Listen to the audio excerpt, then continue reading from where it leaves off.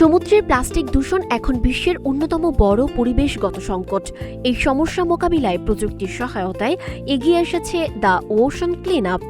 কৃত্রিম বুদ্ধিমত্তা বা এআই ব্যবহার করে তারা খুঁজে বের করছে কোথায় সবচেয়ে বেশি প্লাস্টিক জমছে এবং কিভাবে আরও দ্রুত তা অপসারণ করা যায়।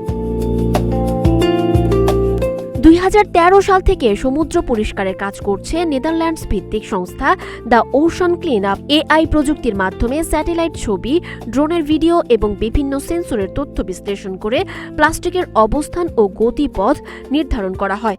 ফলে পরিচ্ছন্নতা অভিযান আরও কার্যকর হচ্ছে। সংস্থাটির ব্যবহৃত 2.2 কিলোমিটার দীর্ঘ ভাসমান ব্যারিয়ার সমুদ্রে ভেসে আসা প্লাস্টিক আটকে রাখে। এআই জাহাজের চলার পথও নির্ধারণ করে দেয়, যাতে কম সময়ে বেশি প্লাস্টিক সংগ্রহ করা সম্ভব হয়। প্রতিটি অভিযান থেকে নতুন তথ্য শিখে প্রযুক্তিটি আরও দক্ষ হয়ে উঠছে।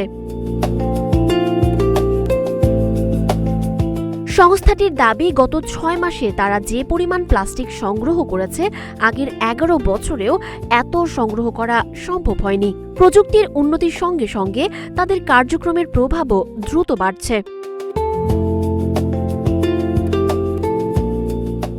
শুধু সমুদ্র নয়, নদীর প্লাস্টিকও আটকাতে তারা তৈরি করেছে সৌরশক্তি চালিত ইন্টারসেপ্টর ব্যবস্থা।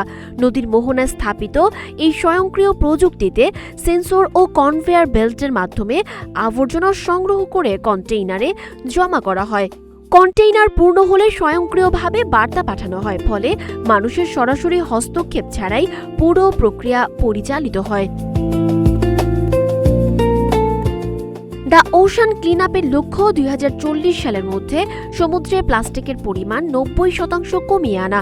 আধুনিক প্রযুক্তি ও কৃত্রিম বুদ্ধিমত্তার সমন্বয়ে সেই লক্ষ্য অর্জনের পথে দ্রুত এগিয়ে যাচ্ছে সংস্থাটি।